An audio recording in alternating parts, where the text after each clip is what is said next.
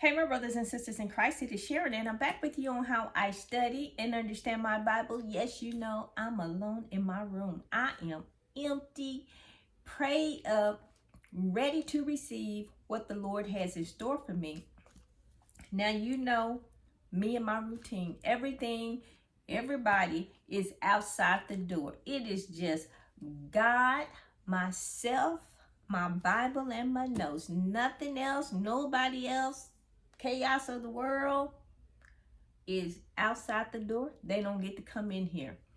Now let's go ahead and be about God's business here. And I'm coming to you out of Genesis chapter 41, verses 1 through 57. And this whole chapter is about Pharaoh's prophetic dream. And as always, I start with my observations. And here I see, Pharaoh have dreams. He have two of these dreams. One shows of fat cows and thin gauntlet cows, and the other one is a dream of fat plump grain stalks of grain. And then it has fat stalks of withered grain. Stalks of grain. And Joseph is remembered. Joseph is called out of the prison. Joseph give all honor, glory, and praise to God. He takes no credit for interpreting dreams. Although they said there's this man that interprets, it is not he's doing it, but he gives God all honor, glory, and praise. And as Pharaoh consults his wise men and his magicians and stuff, they can't help him. And there are going to be 7 years of plenty, 7 years of severe famine. But go ahead and get started out of verses 1 through 8, Pharaoh's dreams and Joseph's interpretation of it. And here, it's been 2 years since that cupbearer or the butler was released from prison. And he had not remembered Joseph. It was 2 full years that, he had forgotten all about it. And then, Pharaoh has these dreams. And let me see. I have some notes here just saying, while Joseph was still in prison for them 2 years, the commentaries, which I thought was pretty good, was saying sometimes we are learning lessons from our time of waiting on the Lord. And it's good that it's good that we seem unrewarded. And waiting is a common theme in a Christian life. We have to wait on the Lord. Like I said earlier, He's not a Hollywood God. He's not a microwave God. You gotta wait. You gotta grow and mature into these blessings. And God often appoints us to wait much longer than we really would like to do. And he appoints our start period and our stop period. And so while Joseph was in prison, he was still being his best. And that's what we need to do. Be our best wherever we are, whatever trials and tribulations we're going through. Be your best. And just trust God to give you the peace, wisdom, knowledge, and understanding to keep moving forward. Keep moving forward. But moving on here, in verses 2 through 7 here, Pharaoh has the dreams. The first dream is the 7 fat cows and 7 thin, gauntly, ugly-looking cows. And the gauntly, ugly-looking cows, they ate up the 7 fine-looking fat cows. So Pharaoh, he was awakened. And then he slept and he went back to sleep and he had another dream. And this time he's dreaming of 7 fat stalks of grain. And then he sees, here comes 7 thin gauntlet stalks of grain that devours the 7 healthy stalks of grain. A blistering wind comes, it says. Uh, Blighted by the east wind sprang up after them. And then the seventh ten heads devoured the seven plump full heads. So Pharaoh awoke, and indeed it was a dream. But it came to pass in verse 8, it says, now it came to pass in the morning that his spirit was troubled. These dreams really troubled him. And that he called for all his magicians of Egypt and all the wise men. And Pharaoh told them his dreams, and they were not able to interpret the dreams. So all of his people, his staff, they could not interpret those dreams. And so moving on to verses 9 through 13, Joseph is called out of prison. And the butler speaks up and he says, I remember my faults this day, because he remembered Joseph. And then he goes on to tell Pharaoh about Joseph, the man in prison, and how him and the baker had their dreams and how Joseph interpreted them and they came to pass. And so, here we have Joseph verses 14 through 24. Pharaoh calls, he calls for Joseph. They bring Joseph up, they clean him up. He's full of beard, long hair, and all that stuff. So they clean him up, make him presentable before Pharaoh. They put on nice clothing and probably some smell good and all that stuff on him. And so, Pharaoh, his dream, he's telling Joseph his dreams, and the commentators are saying his dreams are actually revelations of God telling him what's about to happen. This is about to go down. And Joseph in verse 16, Joseph answers Pharaoh and saying, it is not me. God will give Pharaoh an answer of peace. And then Pharaoh said to Joseph, behold, in my dream I stood on the bank of the river. And so now he's telling Joseph his dreams. That's verses 17 through 24. And he's telling him about the fat cows and the gauntly cows. And then the fat stalks of grain and the thin stalks of grain, and how the thin cows devoured the fat cows, and the thin stalks of grain develops the fat grains. And so and here in verses 25 through 32, Joseph interprets the dreams, and he just tells them that's going to be 7 years of plenty and of abundance, and followed by 7 years of severe famine. It's going to be a famine of want. The 7 years of famine will be so great that it will be so bad that the good years will be forgotten. So that famine is going to be really bad. They're not going to remember all the good and plenty that they had there.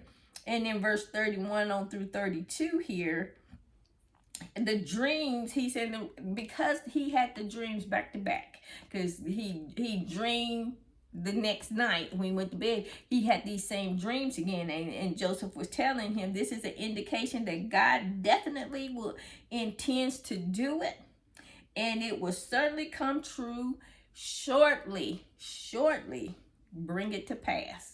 So he was like, there's not going to be a delay in this. You need to start getting ready, start prepping and getting ready for what is about to happen here. And so he gave Pharaoh advice, and that's going to be verses 31 through 32.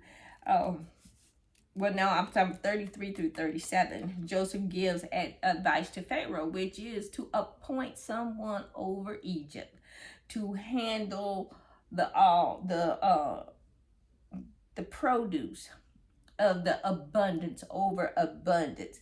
He says in verse 34, said, let Pharaoh do this, and let him appoint officers over the land to collect 1/5 of the produce of the land of Egypt in the 7 plentiful years, and let them gather all the food to those good years that are coming, and store up grain under the authority of Pharaoh, and let them keep food in the cities. And so here, he's giving him a plan. Joseph is. This is coming from Joseph doing this, and advising him on what to do. None of his magicians or wise men could come up with anything. It's this young man that's been in prison, wrongfully in prison. But just moving on here. Joseph is, I got a note here. Oh, yeah. He was just saying, he was giving him the wise instructions. And it was feasible instruction. It wasn't you have 1/5 of the grain, have it stored up for the wealthy, or 1/5 of the grain you stored up for only certain people. It was for the entire region of Egypt. And Egypt is a huge, at that time it was huge. It was, the Egypt we know today plus some. That's how big it was. And so, but moving on here, verses 38 through 45, Joseph is promoted as the one to be in charge over that 38 through 45 here.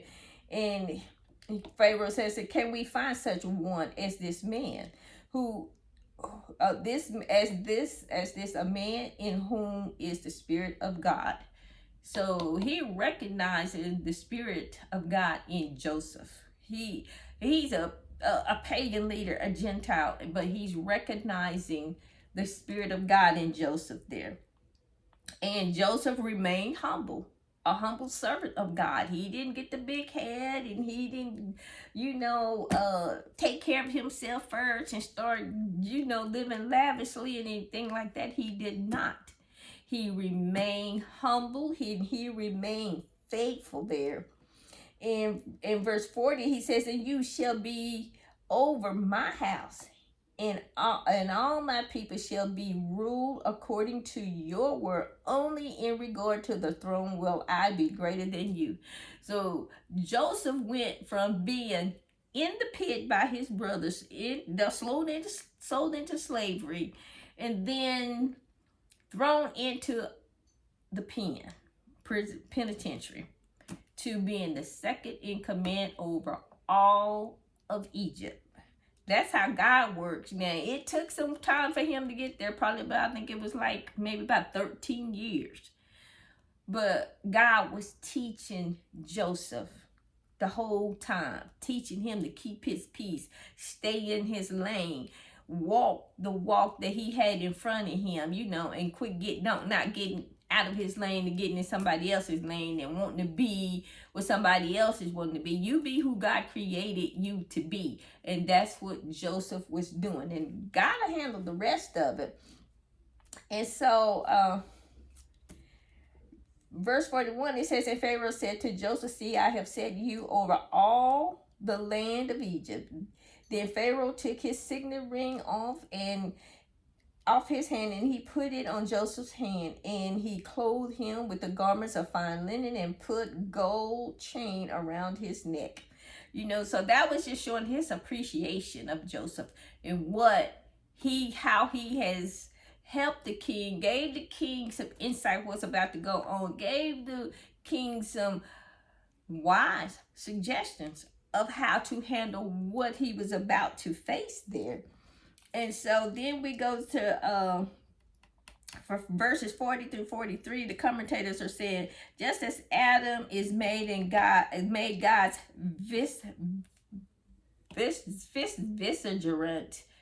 vicegerent. That's how it's vicegerent. Adam was put over all of Garden of Eden. Now Joseph is the vicegerent of Pharaoh over all of Egypt, which in Egypt they call him the visor. And so, and anyway, verse 45, it says, legends say in the mornings of Joseph's Egyptian's name was the seer, redeemer, prophet, supporter, interpreter of dreams, and clever, discreet, and wise. So they have these etched in stone about Joseph in Egypt there. And so in verses 46 through 49, the 7 years of plentiful, Joseph, he began his illustrious career at about the age of 30. So he was about 30 years old when the plenty started happening. The 7 years of plenty. He was 30 years old. Jesus was 30 years old when his ministry started. So we got some little parallelism going on there. And for 7 years, there was plenty of harvest. And Joseph, he stored the excess food and made preparations for the incoming famine. So Joseph had, he had to come up with granaries, places where to store the food, how to store the food, and not just in just one city proper. It was over the entire city. It's just like he was over the entire state of Texas, and tell them, okay, in Dallas we're gonna store this. Houston we're gonna do this. San Antonio, you're gonna store all of the meats and the salt them up and dry them up. Houston, you got the water. Just Amarillo, Lubbock, all of these cities. And so when the smaller cities needed some food, he had granaries just throughout all of Egypt, in the smaller cities as well. And so, but moving on, the Pharaoh gave Joseph a wife. Her name was Asenath, and he changed Joseph's name from Joseph to, bad at pronouncing these names, but Zephaniah Paneah. That was Joseph's name. And then him and his wife had 2 sons, and they are Manasseh and Ephraim. Manasseh was born first, then you have Ephraim. And these 2 young men, these were his sons, and I'm sure he incorporated and had them helping with all of this stuff as well. They were young at the time, but I'm sure he knowing Joseph, he was teaching his sons, and he wasn't showing favoritism. And then moving on here to verses 53 on through 57, is in the land of in the years of the plenty, when it ended, the famine hit, and it was so great, that the Egyptians, they was thanking Joseph for what he did, how he interpreted the dreams, which they really should have been thanking the one who gave Joseph the wisdom and knowledge, the interpretation of the dreams. But it's thanks to God and to Joseph's, plan, they had provisions to survive, to make it through there. And they call it in verse 56, it said the entire face of the earth, which meant at that time Egypt, because they didn't know the rest of the world existed. So that's just what it's talking about, not the entire world, but for Egypt.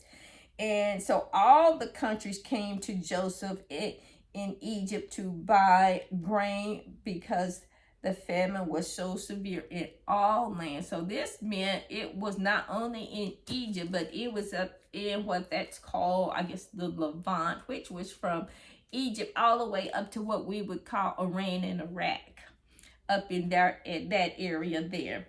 And I'll do a little presentation about Joseph, his time in Egypt, and about his mark he left in Egypt. Well, this will end my Bible study for Genesis chapter 41. And as always, it is a blessing to get to share God's word with you. You be blessed, be safe, and remember to hit the like and subscribe button. Goodbye.